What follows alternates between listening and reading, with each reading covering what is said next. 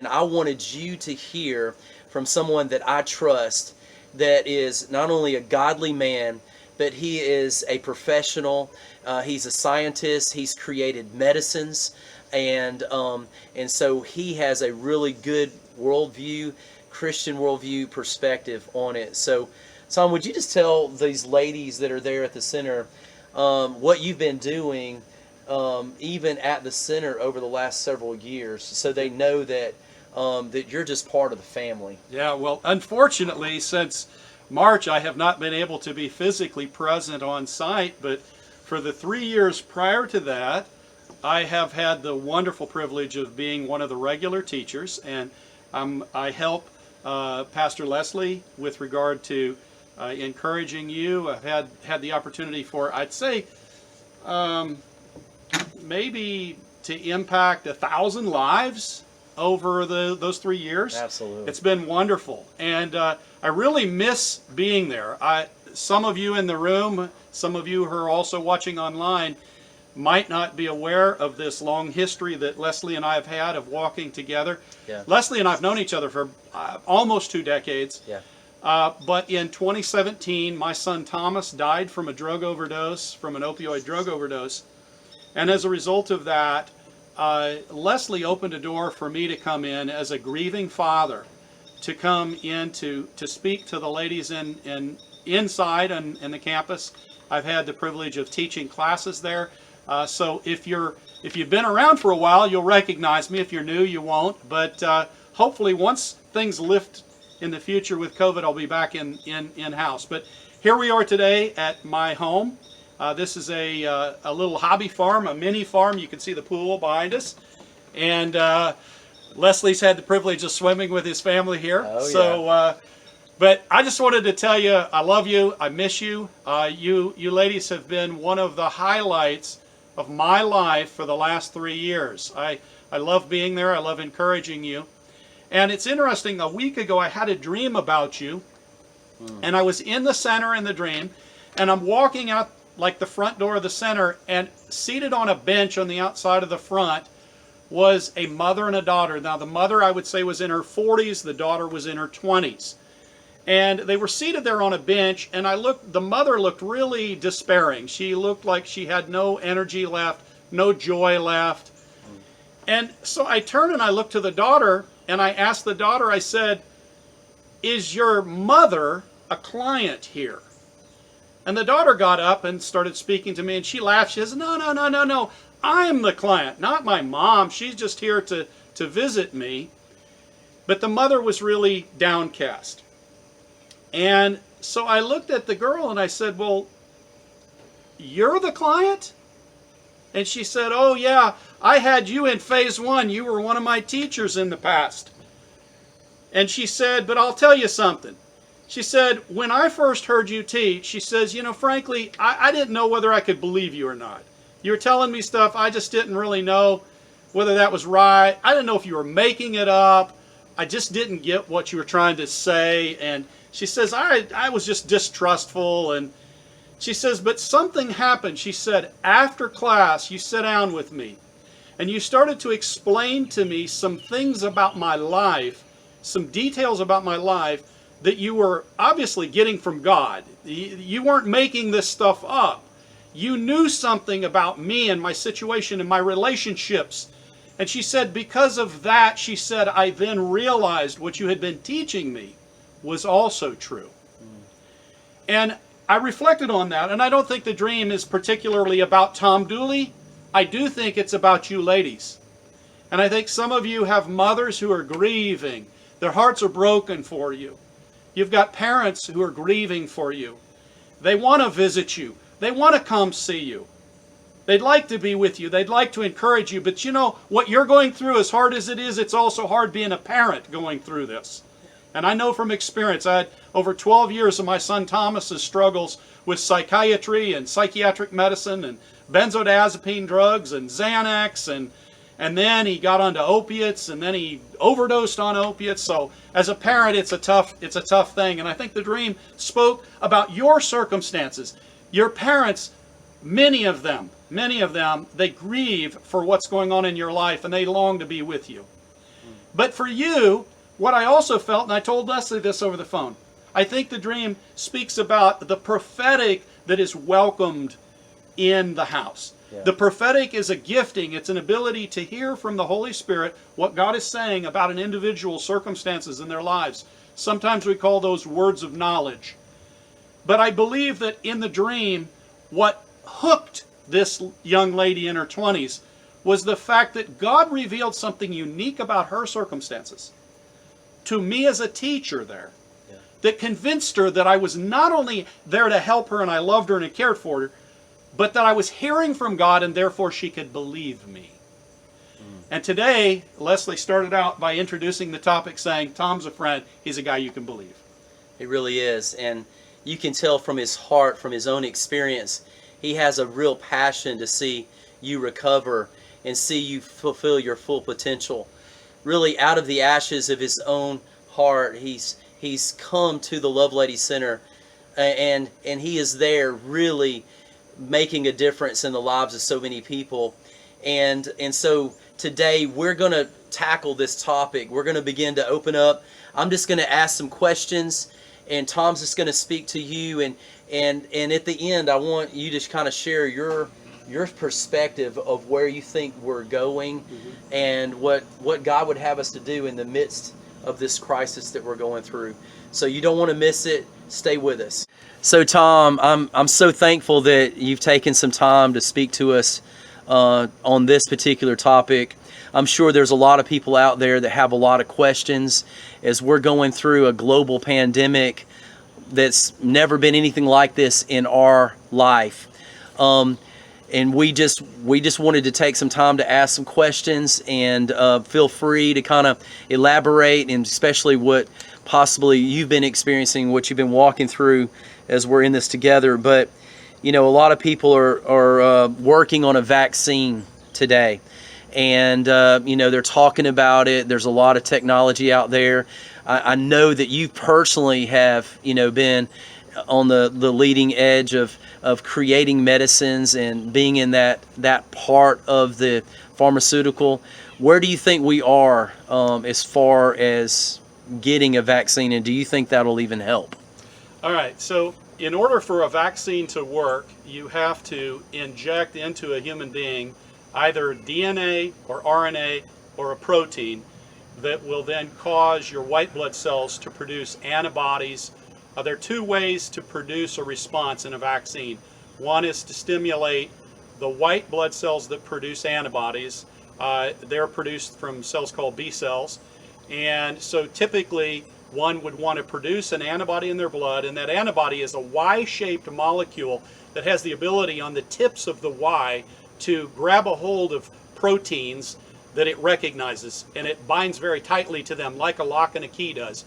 And so one has to stimulate the white blood cells in your blood to provide the ability to produce the antibodies that then could give you some protective benefit. And so there are a number of approaches that are being used. There are about 24 companies or 24 vaccine approaches that are being pursued around the world right now. Some people have already been initially vaccinated for the first time, so they've got what we call their very first injection of either a protein, a DNA, or an RNA that then will cause them to produce antibodies. The ultimate goal is for those antibodies then to provide a protection against reinfection. So if a person has already experienced those proteins that are the spike proteins from the coronavirus, they'd then be protected from any subsequent encounter of it. But there are about 24 of them being worked on. It's going to take months to years for this to work. One of the concerns with the vaccine approach right now is that we don't have a lot of historic evidence of RNA-based viruses, and COVID-19 is an RNA-based virus. Most of the RNA viruses that are out there, we don't have vaccines to. So there's a bit of a challenge to produce a vaccine against it. But there's progress happening, and I know there's a trial going on in England right now where people have already been treated. There's some hint of an evidence that they're producing antibodies. Awesome. Thanks, Tom. So obviously that's kind of on the other side, trying to to find the vaccine. But in the meantime, is there anything that's more on the preventative or maybe in the treatment side of things where, let's say you get tested positive for COVID right now, there's not a vaccine yet, and obviously that wouldn't have helped, but if like you get it, is there any advancements on the treatment of COVID to help? Well, fortunately, I've been directly involved as a collaborator on a study out of Jackson, Mississippi, where we have been treating severe patients, severe and critical patients that are maybe going into the ICU. They're needing a ventilator because they have pneumonia-like symptoms. I've been involved in a study. We have now written that up using two very common over-the-counter medicines. One's called cetirizine.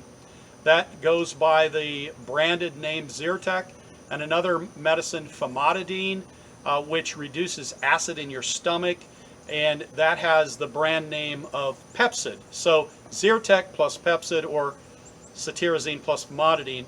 And we've shown evidence that it reduces the need for ventilators, and it's reduced the fatality rate of patients who are very ill. So these are hospitalized patients. And so that's an exciting thing. I've been involved in that study for several months now, and am working with a group led by Dr. Reed Hogan out of Jackson, Mississippi. So that's suggestive of something that works in the hospital. There are two other medicines that we now know from reports that suggest if you're a hospitalized patient, there's some benefit. One is a medicine called remdesivir that the FDA granted emergency authorization to use it. It shortens your hospital stay by several days. It's a very expensive medicine. It's not like the over-the-counter medicines that we were working on. And then there's another steroid medicine, a glucocorticoid medicine that called dexamethasone, and it appears in England to provide some benefit. So there are about 4 medicines right now that have shown some benefit in the hospital. It's a little more difficult for outpatients, for patients who are just being infected before they've gotten to the hospital state.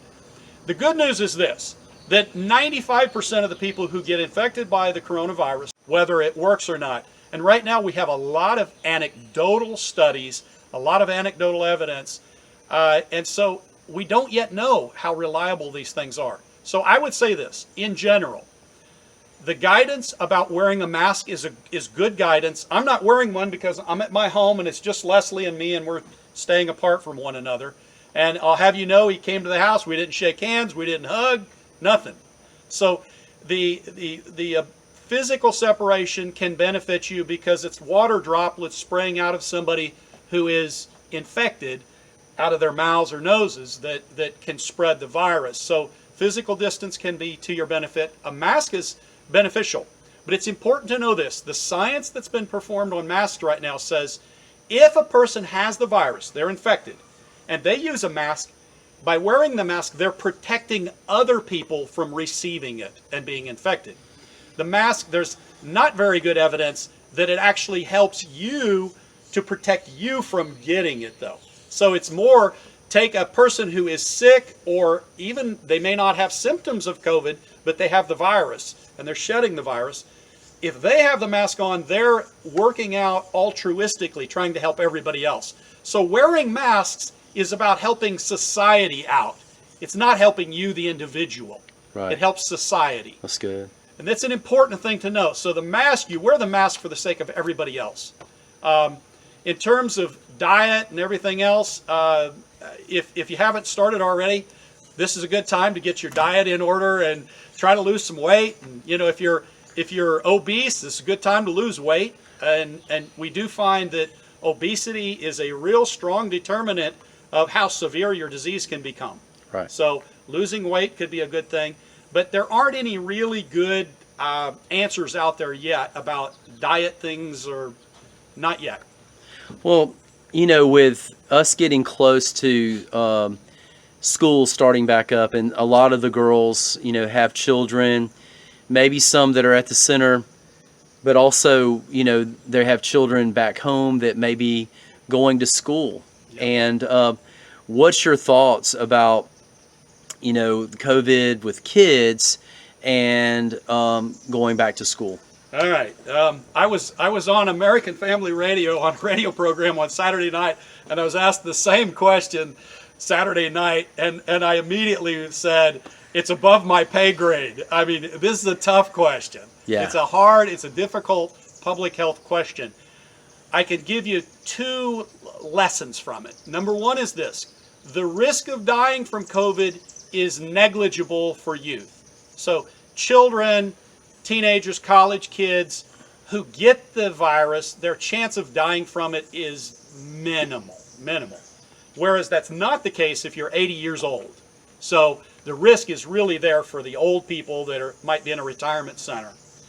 So the real risk is, what about your son, your daughter, your friends' kids who get infected in a school, they bring it home and they expose grandpa and grandma to it. So the real risk, the greater risk, is what is the risk to the family at large from a child coming home with the disease? So Tom, obviously, this is so informative. We really appreciate your expertise on a lot of these things, and we still have several questions that we would love for you to field. And one in particular is if you've already had the coronavirus, been infected, maybe you're asymptomatic, you got over it, are you still vulnerable in getting it again? We don't know the answer to that yet. It's possible that you could be reinfected later. And the reason for that, how many of you are familiar with when in some vaccine programs, let's say you're getting a vaccine for hepatitis, say, or you're getting a tetanus vaccine, and they give you one shot and they say you need to come back again in a year and you need to get a booster shot of the vaccine to go from a low level of antibody production to a high level of antibody production. We don't know yet whether the current vaccines that are being developed are going to require you to get an initial shot followed by a booster or boosters plural to Right. maintain high level protective antibodies. We don't know that yet because we're really working on the fly here. The science is happening in real time while people are getting sick and dying. So Right. we don't know yet. It's possible that you would need an initial injection and perhaps a booster, but that depends on the nature of how that vaccine technology works. It could be an RNA, a DNA, a protein-based vaccine, and all of those are very different. So we don't know that yet. In theory, yeah, it could. So you could answer this question in any way. It's possible. Right. It's possible. Do you think that we're under some kind of judgment from God? Do you think the enemy has allowed this, is out trying to destroy us? Do you think this is a political thing for the presidency? Okay. Could All you right. speak to that? What? Okay. Well, let's save the spiritual aspect to the end. So we'll Okay. end on the spiritual. Okay. Let's start with various theories that are being tossed around. And there are a lot of them.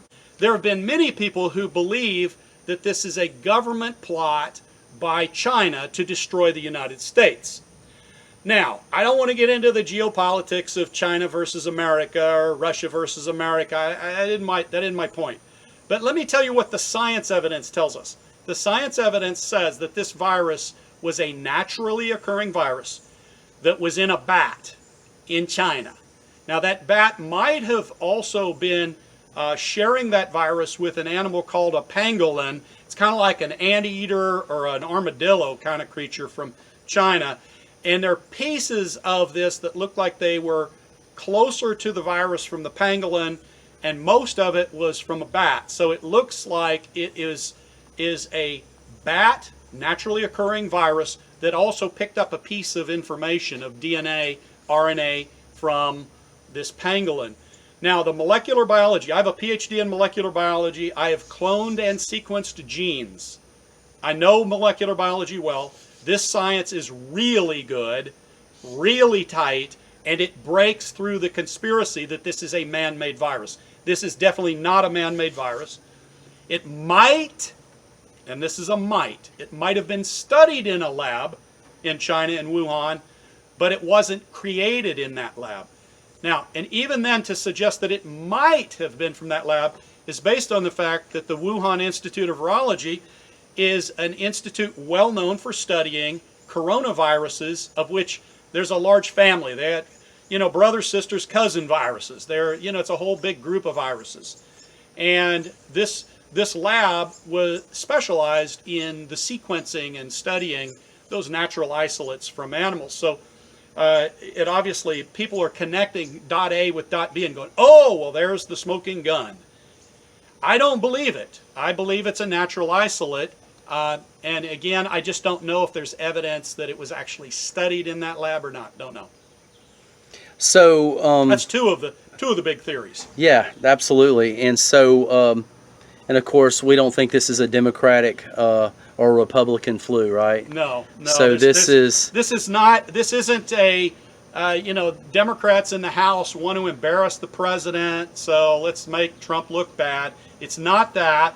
And frankly, both sides have egg on their face. They're both being silly.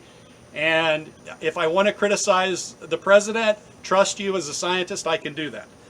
Can I also criticize others? Yes, I can. But I'm not. That's not what this is about. This virus, it's a pandemic. It'll infect anybody.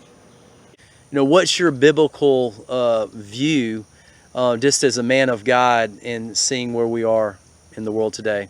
All right. The answer to that may not be as straightforward as we'd like. I can't make it a very discrete single answer. Historically, pandemics have ravaged the world. Even if we go back, 1 century ago in 1918, there was a huge global pandemic of influenza that killed far more people than this virus is killing. Very, very serious. So in terms of, is this particular disease, does it have the thumbprint of God on it saying, I'm judging the United States or I'm judging the world at this time?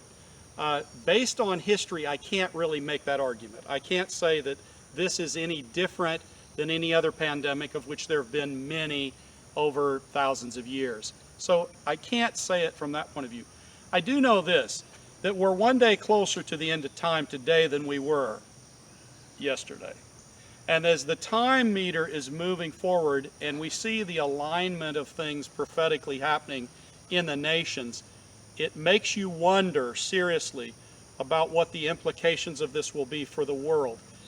If there's anything that I sense that's happening right now, is that we've moved into a season of a marriage of confusion and hopelessness.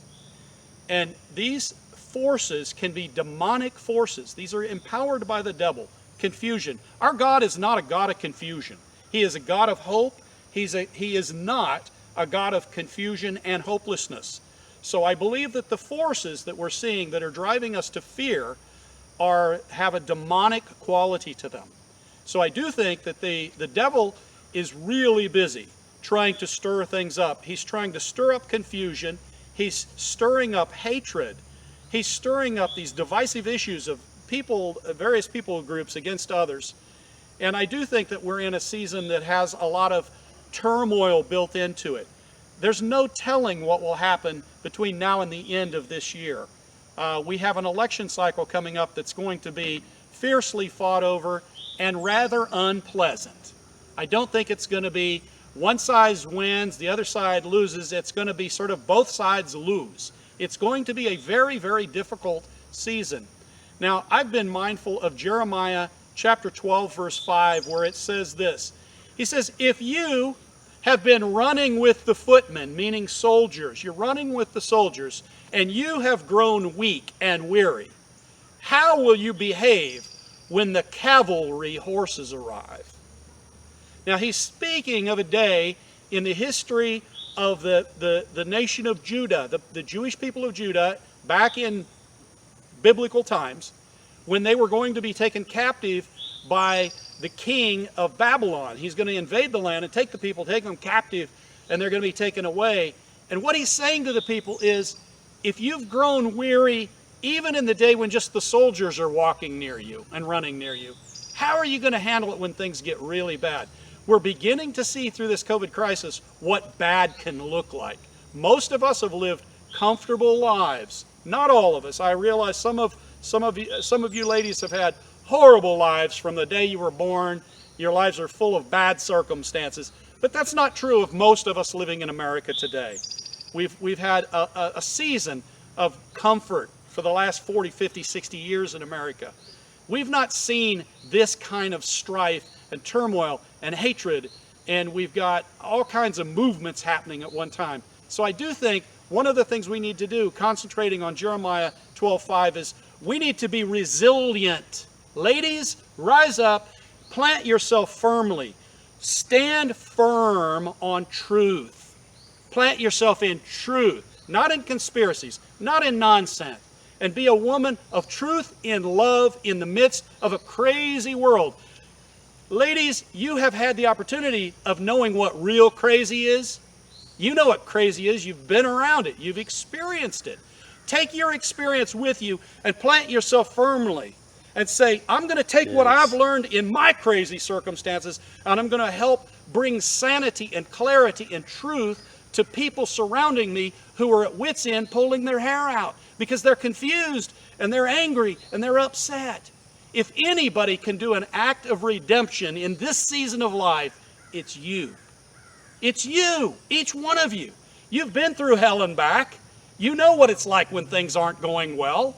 So why don't you rise up and say, trust me, been there, done it. I know what this bad experience looks like. But I've also embraced my identity in Jesus, and He's making a way for me because He is the ultimate way maker. He is the path clearer. He's the one who will set before you a path that is good and righteous and honoring. So ladies, I appeal to you. Rise up and take your place. Don't be like that soldier who grows weak and weary. Get ready. When the cavalry comes in, you're going to be standing up proud like an Amazon warrior woman. And you're going to say, I'm going to take my place in a battle on the front on behalf of the kingdom of God in a day when everything is crazy and chaotic and confusing and hopeless. Rise up and be the woman you were meant to be. This is your opportunity. Take this as the springboard from the bad stuff of your past to an opportunity to redeem it for your future and become that woman who's a strong soldier. Amen. Amen.